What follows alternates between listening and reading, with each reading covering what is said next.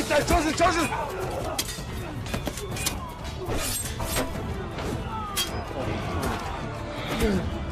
Mergen. Haydi.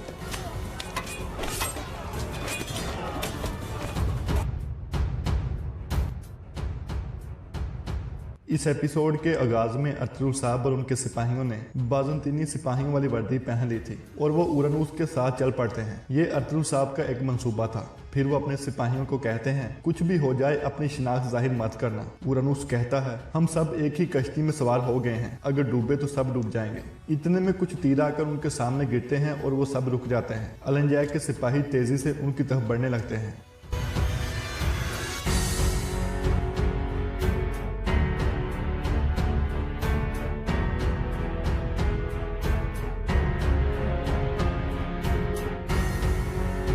फिर Mongol सिपाही उनको घेरे में लेकर उन सब की तलवारें ले लेते हैं। इतने में अलंजैक भी बेबुलाद के साथ वहां पहुंच जाता है।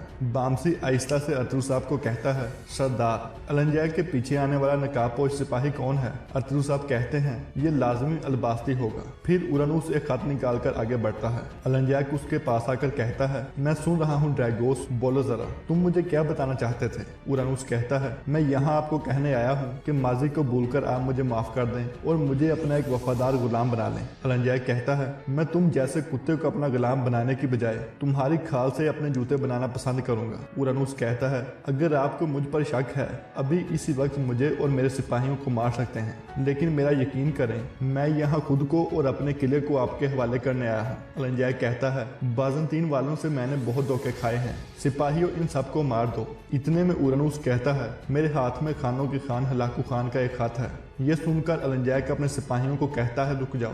सब सिपाही रुक जाते हैं। फिर उरनूस कहता है मैंने ये खत अतरुल के सोत के सराय महल से हासिल किया है। अलंजैक उससे खत लेकर घुटनों के बल बैठ जाता है और फिर उस खत को गौर से पढ़ने लगता है। इसके बाद वो कहता है तो खानों के खान हलाकू खान चाहते थे कि मैं तुम्हारा किला ले लूं, लेकिन अतरुल ने मेरे खिलाफ चाल चली। उरनूस कहता है मुझे यकीन है कि उसने कई दफा आपको बेवकूफ बनाने की कोशिश की है।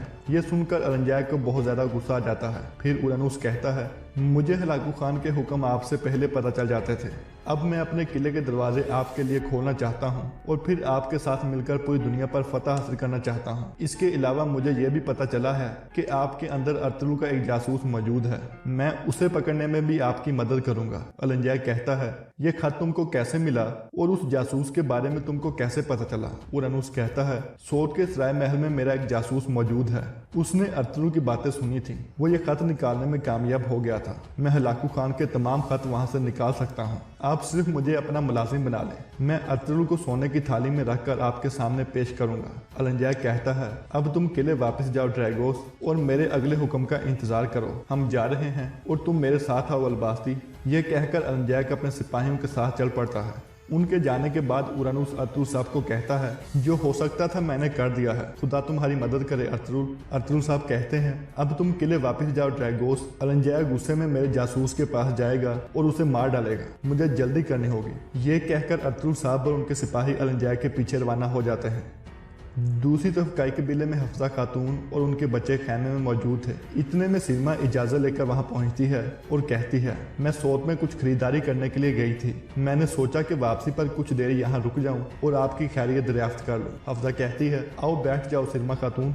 सिरमा उसके पास बैठ जाती है और फिर कहती है माशाल्लाह आपके बच्चे भी आपकी तरह बहुत मेहनती हैं, पता नहीं क्यों सोत के बाजार में आपके बच्चे मेरे जहन में आए थे, इसलिए मैं इन दोनों के लिए कुछ तोहफे खरीद कर लाई हूँ। इसके बाद सिरमा एक थैले से आइबर्स को एक बस्ता निकाल कर देती है और कहती है कि ये तुम्हारी किताबों के लिए है आइबर्स। आइबर्स उसका शुक्रिया अदा करता है। फिर सिरमा असलहान को भी एक कुर्ता निकाल कर देती है। असलहान को भी वो बहुत पसंद आता है और वो भी उसका शुक्रिया अदा करती है। हफ्जा कहती है सिरमा खातून आपने ये जहमत क्यों की? सिरमा कहती है अब बच्चों के चेहरे पर खुशी नहीं देख रही हफ्जा खातून। फिर हफ्जा कहती है चलो बच्चों अब मुझे उस सिरमा खातून को अकेले छोड़ दो। यह सुनकर बच्चे बाहर निकल जाते हैं। इसके बाद सिरमा कहती है कल आपके साथ जो भी हुआ वो मेरे जहन से निकल ही नहीं रहा हफ्जा, मैं आपके बारे में बहुत परेशान थी। हफ्जा कहती है मैं भी हैरान थी सिरमा खातून, आपने देखा कि मैंने कितनी मेहनत की थी लेकिन सब बेकार गया। सिरमा कहती है मैं जानती हूँ कि सलजान खातून मुझे पसंद नहीं करती, लेकिन आपके खिलाफ उसको क्या हुआ है? हफ्जा कहती है मैं भी नहीं जानती,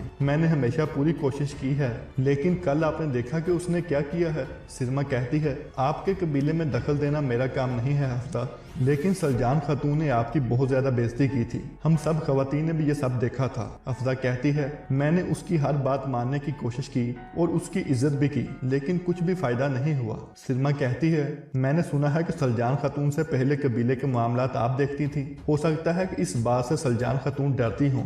मेरा आपको मशवरा है कि आपको मोहतात रहना चाहिए कि आपको कोई भी नुकसान पहुंचे। ये सुनकर हफ्सा परेशान हो जाती है।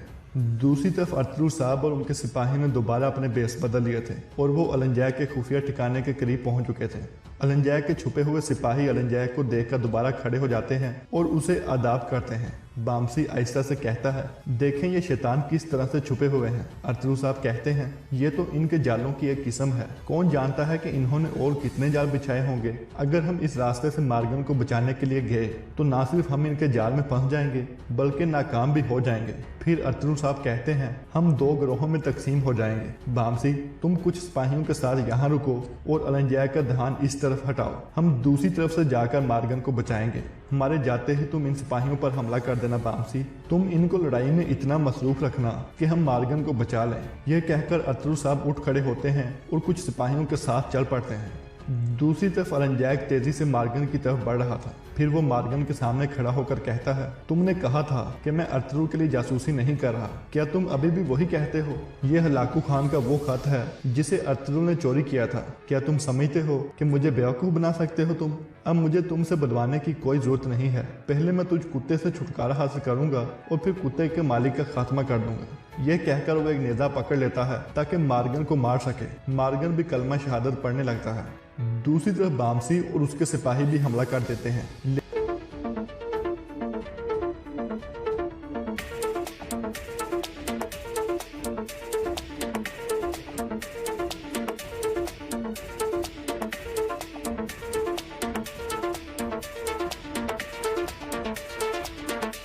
लेकिन इतने में एक मंगोल सिपाही बगल बजा देता है। यह सुनकर अलंजैक चौकन्ना हो जाता है क्योंकि ये इस बात की निशानी थी कि हमला हुआ है। इसी दौरान बामसी और उसके सिपाही आगे बढ़ रहे थे। दूसरी तरफ एक सिपाही अलंजैक को बताता है कि हम पर हमला हो गया है कमांडर अलंजैक। अलंजैक कहता है, ये बरकी खान के आदमी होंगे। अब मैं उनको अपने पंजों में जकड़ लूंगा। सिपाहियों का एक गिरोह यहाँ रुक जाए और बाकी मेरे साथ हो। ये कहकर वो चल पड़ते हैं और काफी सारे सिपाही भी उसके साथ चले जाते हैं। फिर अरतुरुल साहब कहते हैं, बामसी ने उनको अपनी तरफ खींच लिया है। चलो सिपाहियों, मार्गन के करीब होते हैं। ये कहकर वो आगे बढ़ने लगते हैं। दूसरी तरफ अलंजैक बामसी की तरफ बढ़ रहा था।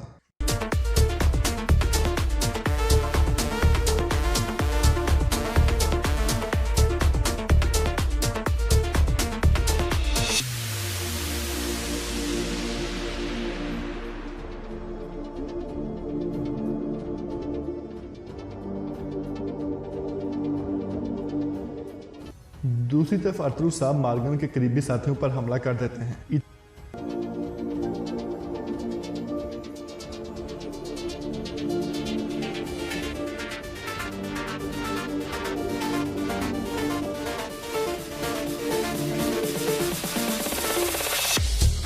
इतने में एक सिपाही बगल बजाने लगता है।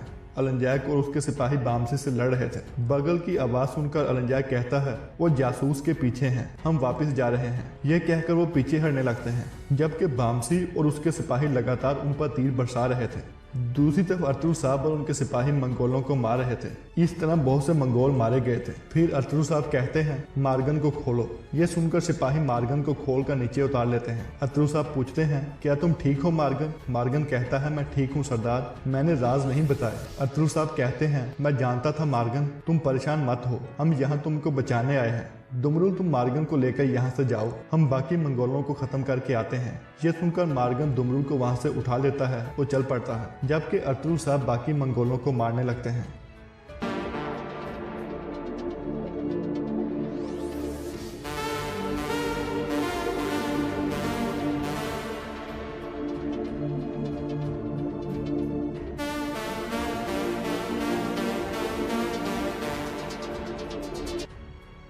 दूसरी तरफ काई कबीले में बच्चे नहर के पास खेल रहे थे, लेकिन आइबर्स परेशान हालत में बैठा हुआ था। यह देखकर सावजी उसके पास आ जाता है और पूछता है, क्या बात है आइबर्स? आइबर्स कहता है, अब जानते हो कि सलजान खातून ने मेरी वालिदा के साथ क्या किया है? साहब जी पूछता है, क्या किया है उन्होंने? आइबर्स कहता है, उन्होंने सब औरतों के सामने मेरी वालिदा की बेइज्जती की और उनको यहाँ से जाने को कहा। साहब जी कहता है, सलजान खातून दुख में है आइबर्स, औरतों के दरमियान अक्सर ऐसा होता रहता है, तुम परेशान मत हो।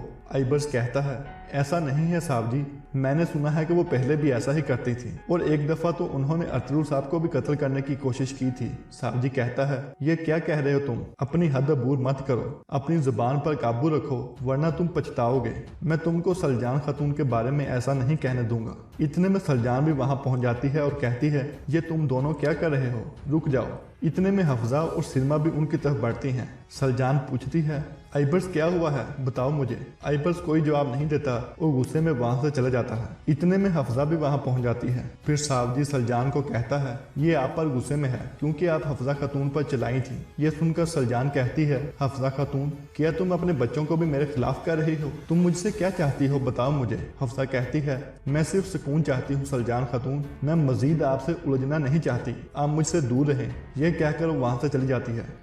दूसरी तरफ तामसी और उसके साथी मंगोलों पर तीर बरसा रहे थे। इतने में एक मंगोल सिपाही आकर अपने साथियों को बताता है कि हमें इनके घोड़ों की तरफ जाना चाहिए, हम इनमें से किसी को भी भागने नहीं दे सकते। बामसी भी उनकी ये बात सुन लेता है और कहता है, सिपाहियों, ये हमारे घोड़ों की तरफ जाएंगे, चलो इनके पीछे चलो। यह कहकर वो भी आगे बढ़ने लगते हैं। दूसरी तरफ अतरुल साहब और उनके सिपाही मंगोलों से लड़ रहे थे, लेकिन इतने में अरंजैक अपने सिपाहियों के साथ वहां पहुंच जाता है और अतरुल साहब और उनके साथियों को घेरे में ले लेता है।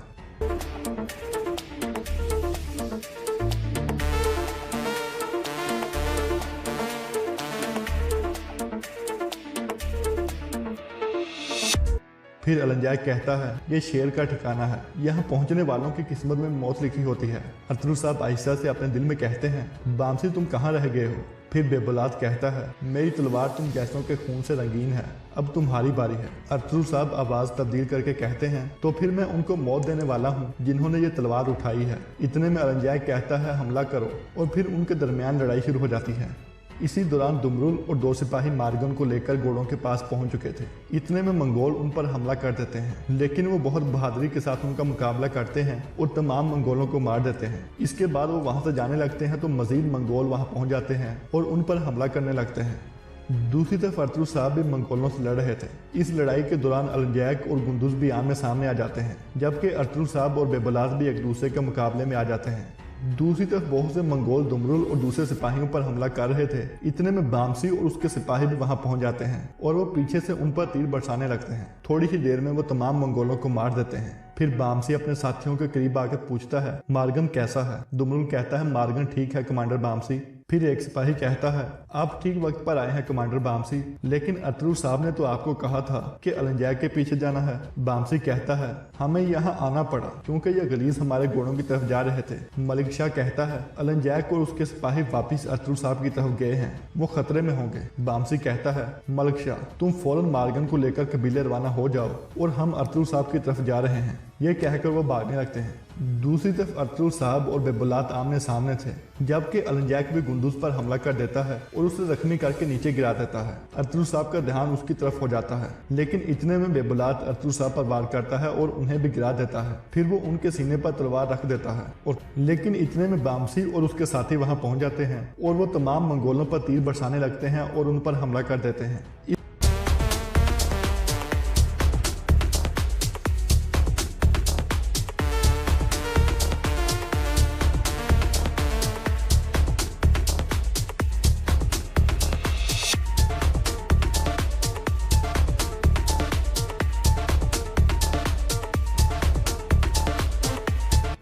इस तरह अतरुल साहब जख्मी गुंदुज को लेकर वहां से चले जाते हैं, जबकि अलंजैक और बेबुलात बच जाते हैं। लेकिन बेबुलात का बाजू जख्मी हो गया था। उनके जाने के बाद अलंजैक कहता है, वो तादाद में भी कम थे, फिर भी वो यहाँ से निकल गए, चलो उनके पीछे चलो।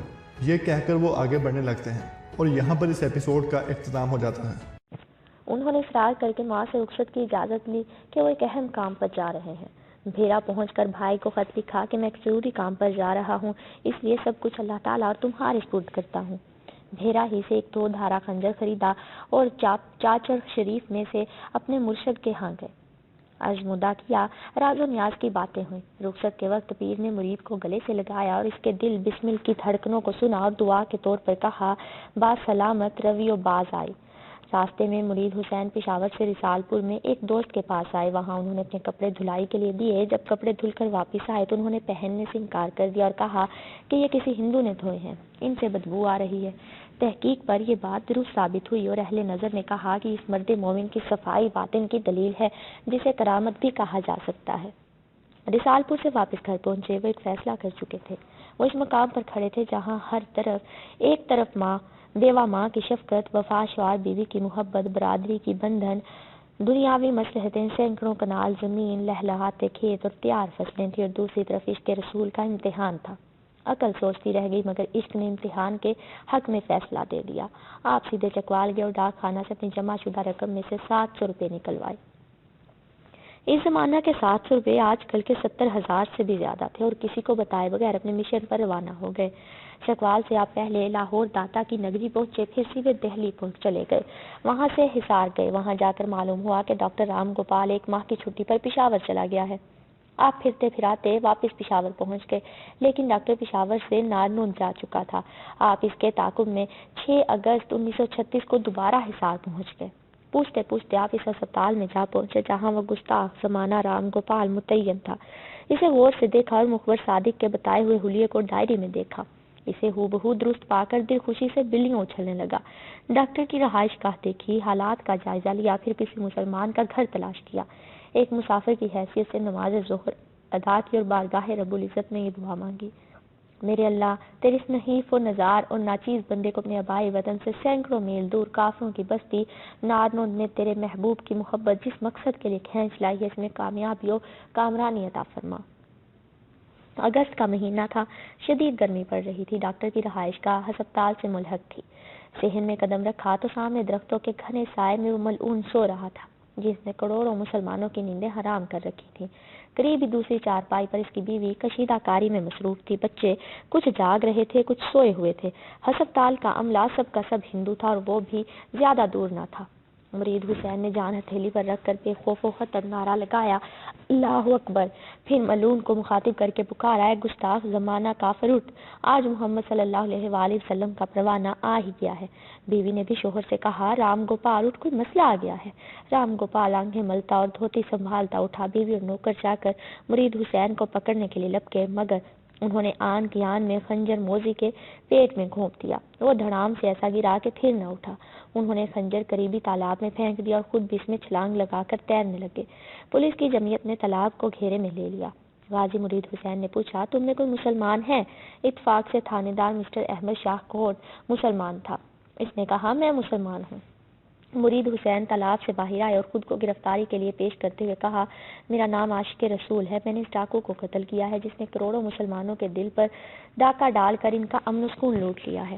اخبارات سے اطلاع پاتے ہی غازی صاحب کی والدہ، بھائی اور چودھری محمد بخش حصار پہنچے۔ پھر 12 اگست 1936 کو صبح کو حصار ڈسٹرکٹ جیل میں غازی صاحب سے ملاقات کی۔ غازی صاحب نے انہیں دیکھتے ہی کہا، آپ کو مبارک ہو، وہ کام جس کا میں ذکر کیا کرتا تھا وہ خدا کے فضل و کرم سے ہو گیا ہے۔ مقدمے کی پیروی کے لیے ان کے بھائی لاہور سے حصار کے ایک مشہور وکیل بیرسٹر جلال الدین کے نام ذمہ دار اخبار کے ایڈیٹر مولانا ظفر علی خان کے فرزند اختر علی خان کا ایک خط لے گئے تھے۔ اس کے ذکر پر غازی صاحب نے کہا، مجھے وکیل کی کوئی ضرورت نہیں، میرا وکیل تو اللہ تعالیٰ ہے۔ قریشی صاحب سے وکالت کی گفتگو ہو رہی تھی جو غالباً اپنے انتخابی مصروفیات کی وجہ سے مقدمہ کی پیروی کے لیے تیار نہ تھے۔ اتنے میں ایک بزرگ صورت مولوی صاحب تشریف لائے۔ قریشی صاحب نے تعارف کراتے ہوئے کہا، مولانا یہ لوگ چکوال سے آئے ہیں اور بدقسمت ملزم کے لواحقین ہیں جس نے ڈاکٹر رام گوپال کو نارنود میں قتل کر دیا ہے۔ یہ سن کر مولوی صاحب سخت جلال میں آگے اور کہا، جلال الدین صاحب، بدقسمت آپ ہیں، بدقسمت میں ہوں، بدقسمت ہمارا سارا علاقہ ہے، بدقسمت ہندوستان کے کروڑوں مسلمان ہیں کہ جن کی موجودگی میں گستاخ زمانہ رام گوپال دندناتا پھرتا رہا۔ بدقسمت اور بغیرت تو ہم ہیں۔ ان کی خوش قسمتی میں کسے کلام ہو سکتا ہے جن کے نامور فرزند نے یہاں سے سینکڑوں میل دور علاقہ چکوال سے آ کر ناموس رسالت کی حفاظت کا حق ادا کر دیا ہے۔ کیا یہ ہر مسلمان کا فرض نہیں کہ وہ حبیب کبریا حضرت محمد صلی اللہ علیہ وآلہ وسلم کی شان میں گستاخی کرنے والے کو حرف غلط کی طرح صفحہ سے مٹا ڈالے؟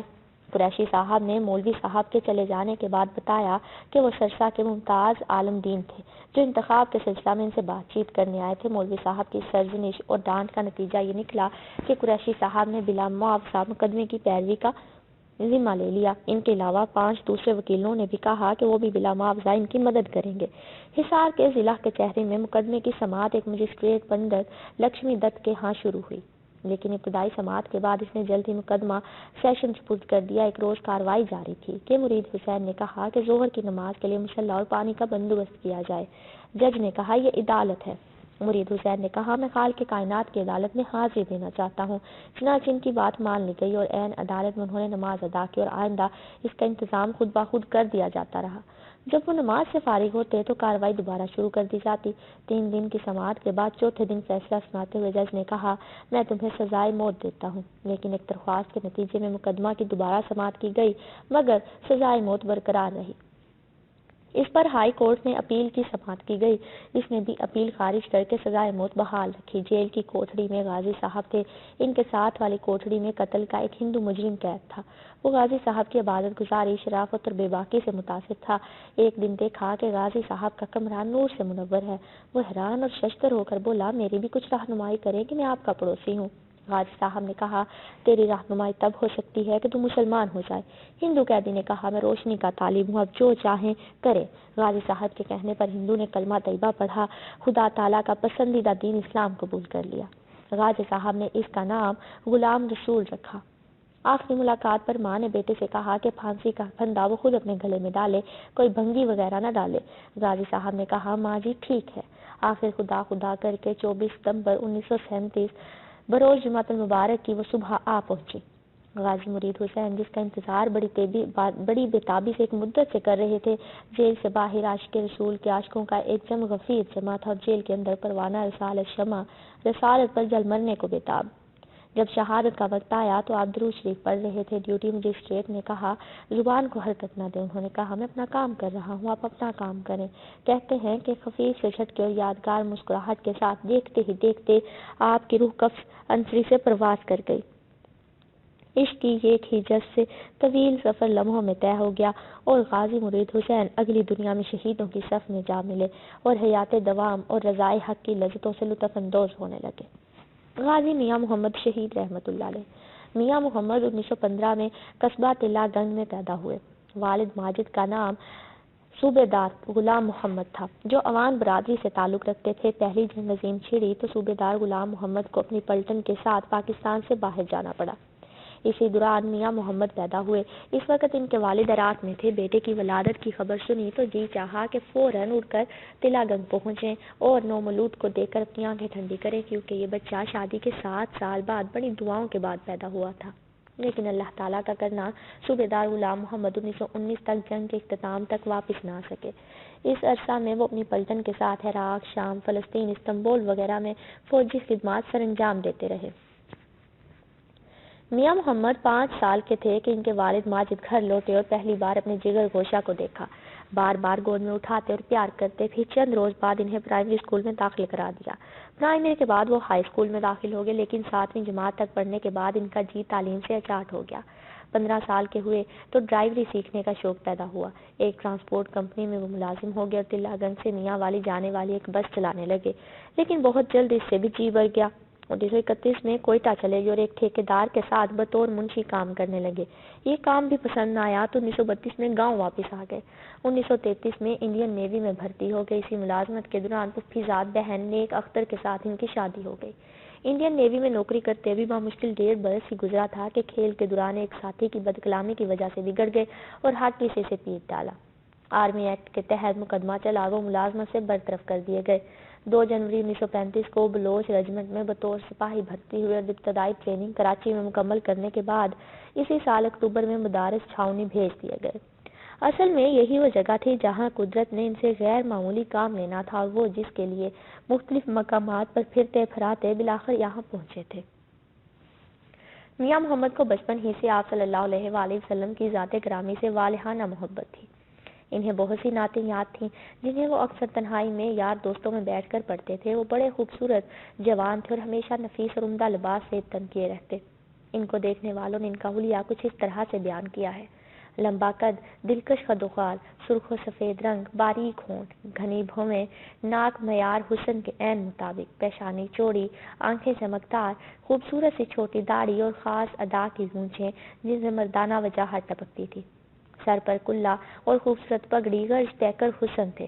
16 مئی 1937 کی شب کا ابھی آغاز ہوا تھا۔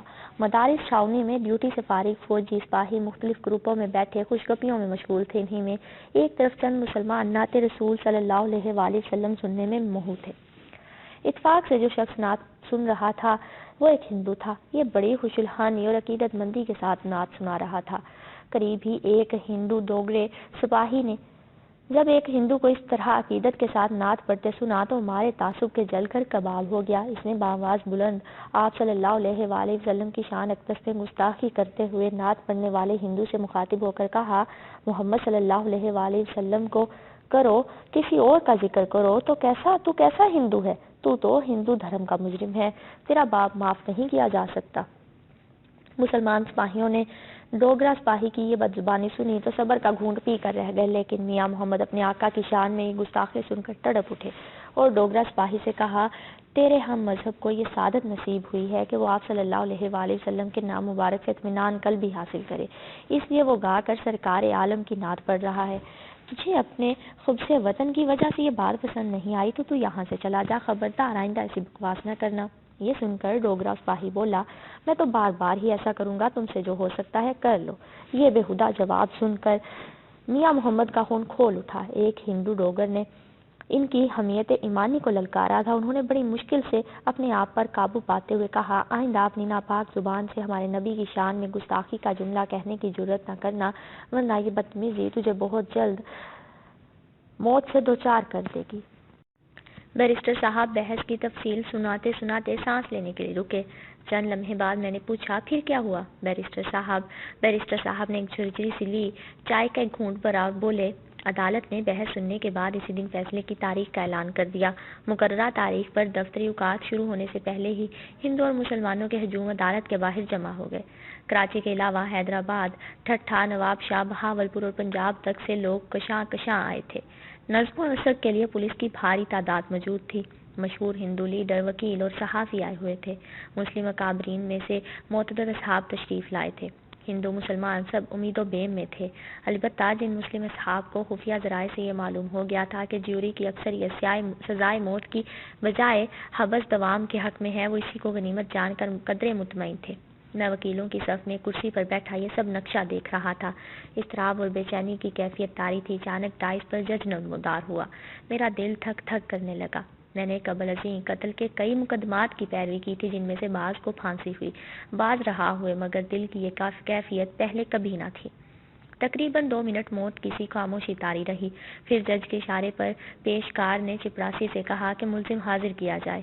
غازی بیڑیاں پہنے، سر اٹھائے، سنگین برادر محافظوں کے حلقے میں عدالت کے کٹہرے میں آ کھڑا ہوا۔ پھر ایک مہیب سناٹا چھا گیا۔ جج نے ایک فائل الٹ پلٹ کر دیکھی اور ریڈر سے کچھ سرگوشی کی۔ اس نے کاغذ کی طرف اشارہ کیا۔ جج نے وہی کاغذ اٹھایا اور دھیمی آواز میں پڑھ کر سنایا: عبدالقیوم خان، تمہیں موت کی سزا دی جاتی ہے۔ غازی عبدالقیوم کے منہ سے ذرا تھرتھرائی ہوئی آواز میں بے ساختہ نکلا: الحمدللہ۔ پھر کچھ سنبھلا اور تن کر کھڑا ہو گیا۔ دیکھنے والوں کو یوں محسوس ہوا جیسے اس کا قد 1 فٹ اونچا ہو گیا ہو۔ اس کے لب ہلے۔ حاضرین نے سنا وہ کہہ رہا تھا: جج صاحب، میں اللہ تعالیٰ کا شکر ادا کرتا ہوں کہ اس نے مجھے اس سزا کا مستحق سمجھا۔ یہ ایک جان کیا چیز ہے، میرے پاس لاکھ جانیں ہوتی تو وہ بھی ایک ایک کر کے اس طرح نبی صلی اللہ علیہ وآلہ وسلم کے نام پر قربان کر دیتا۔ اللہ اکبر! یہ نعرہ مستانہ اس زور سے گونجا کہ اس کی گونج کمرہ عدالت، گیلری، برآمدے اور باہر والوں نے بھی سنی۔ وہ سمجھے کہ عبدالقیوم بری ہو گیا ہے۔ بیرسٹر صاحب رک گئے۔ ہاں بیرسٹر صاحب، پھر کیا ہوا؟ میں نے پوچھا۔ آگے کا المیہ بڑا ہی دردناک اور سنگین ہے۔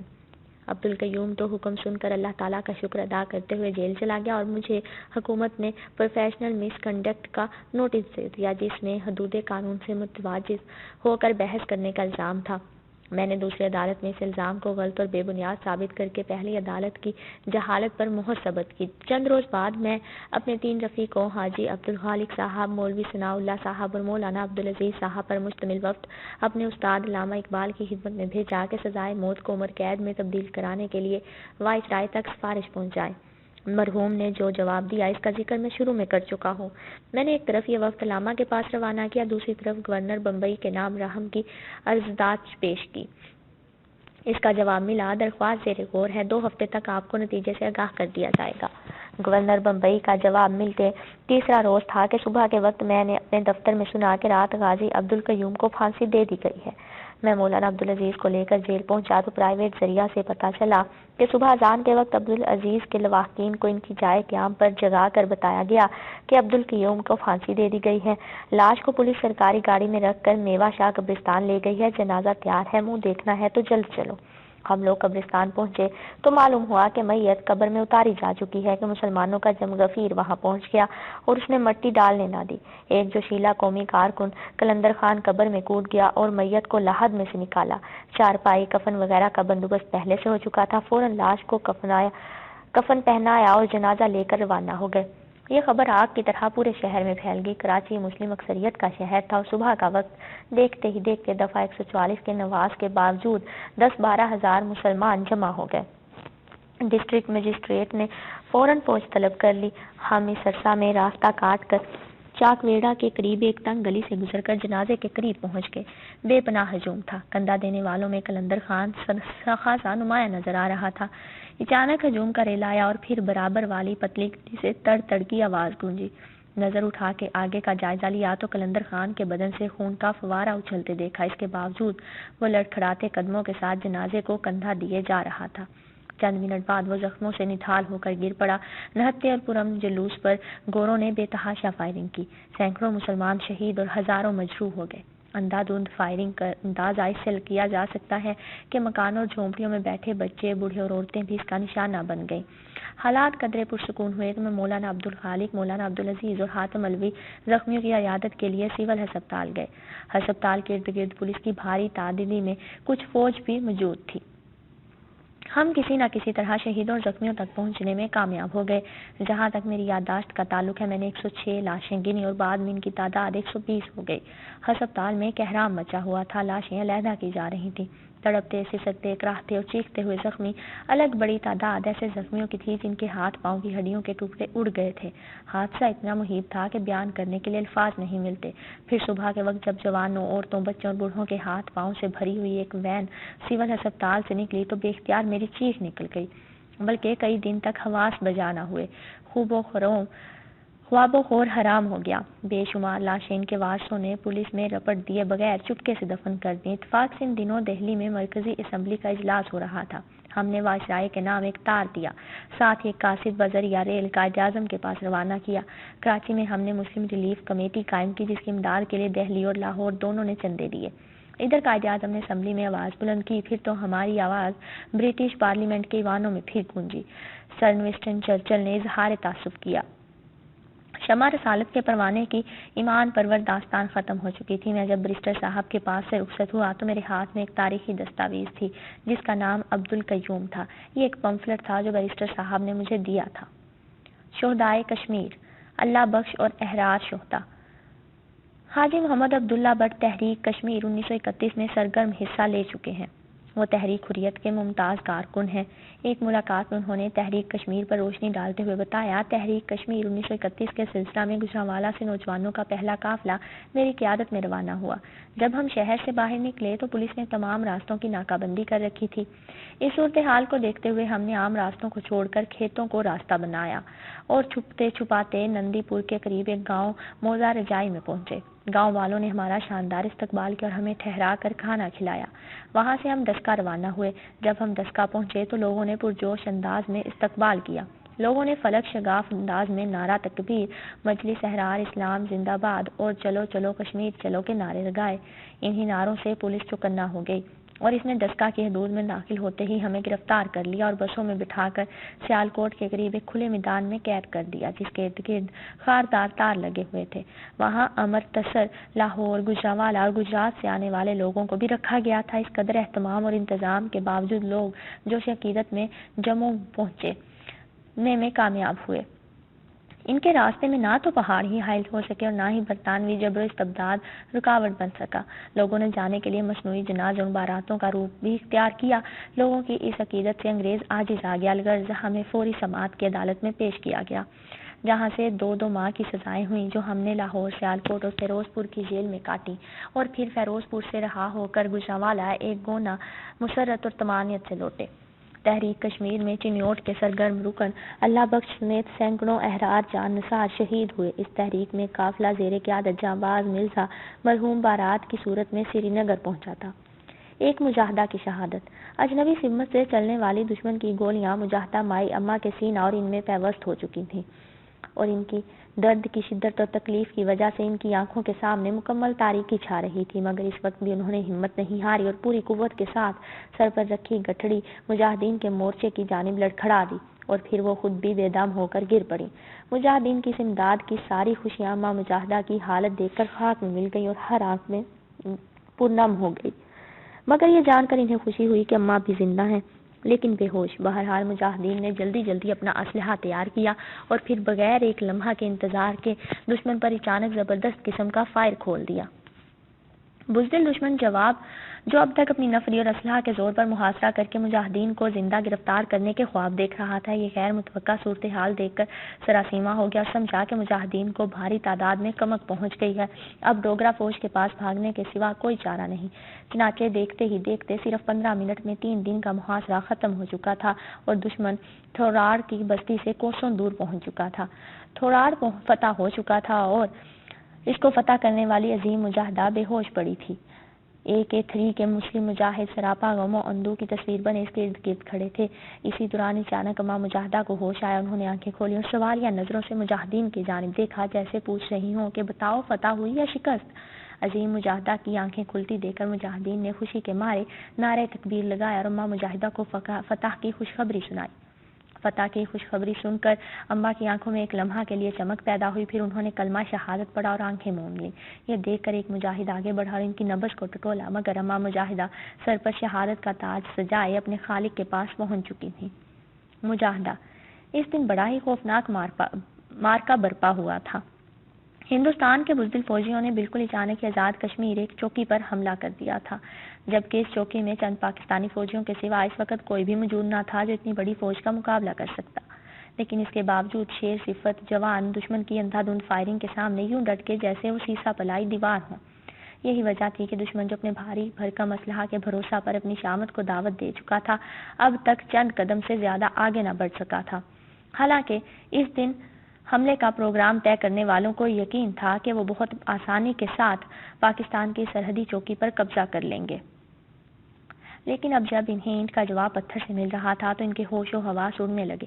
چنانچہ فوری طور پر مزید مدد طلب کر کے اس حملے کو زیادہ طاقتور بنانے کی کوشش کی گئی۔ دوسری جانب پاک فوج کے شاہینوں کا عالم یہ تھا کہ ان کے پاس سوائے چند بندوقوں کے کچھ نہیں تھا جس سے وہ مقامی آبادی کی حفاظت کا فریضہ تو سر انجام دے سکتے تھے، لیکن اتنے بھاری حملے کا جواب وہ زیادہ دیر تک نہ دے سکتے تھے۔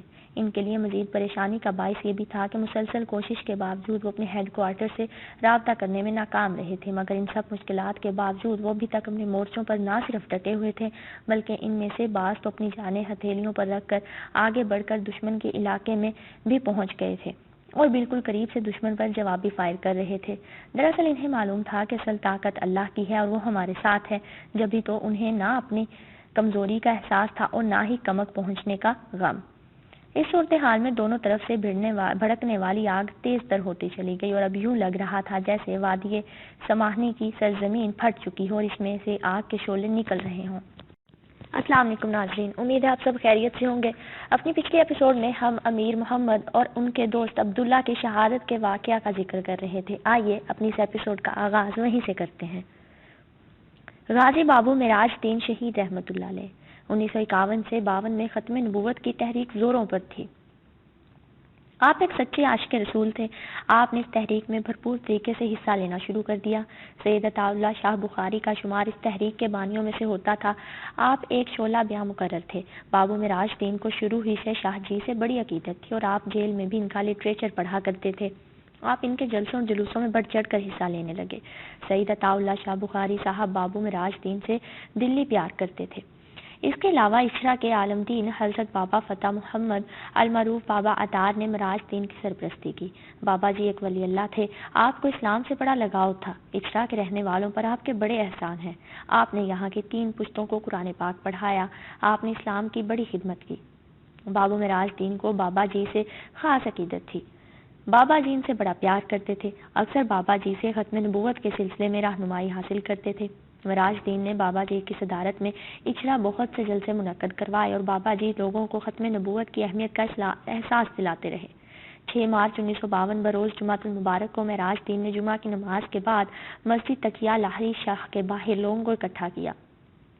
بابا فتح محمد نے اس اجتماع سے ایک ولولہ انگیز تقریر کی۔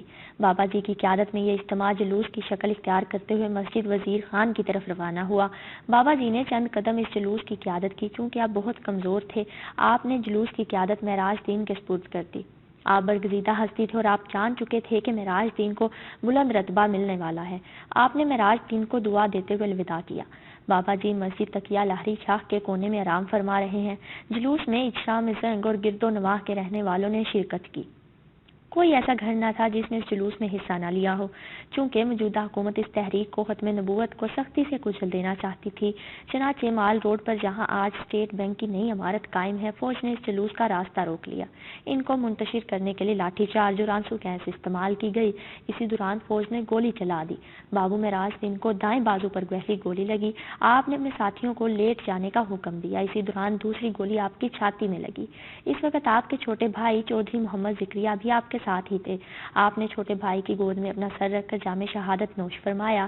شہادت کے وقت آپ کی زبان پر کلمہ طیبہ کا ورد تھا۔ آپ کے جنازے میں لوگوں نے جوگ در جوگ شرکت کی۔ اچھرا کی تاریخ میں یہ سب سے بڑا جنازہ تھا۔ آپ کو فیروز پور روڈ اچھرا اڈا کے قبرستان میں پیٹرول پمپ کے عقب میں سپرد خاک کیا گیا۔ غازی محمد صدیق رحمۃ اللہ علیہ 20 نومبر 1943 کو روزنامہ سیاست کے پرچہ میں یہ خبر ان الفاظ میں شائع ہوئی: قصور ضلع لاہور 17 ستمبر گزشتہ شب 11 بجے کے قریب قصور سے یہ اطلاع موصول ہوئی ہے کہ لالا پالا مل شاہ ساہوکار کو شام 7:30 بجے قتل کر دیا گیا ہے۔ اس قتل کے سلسلہ میں ایک مسلمان محمد صدیق کو گرفتار کیا گیا ہے۔ بالا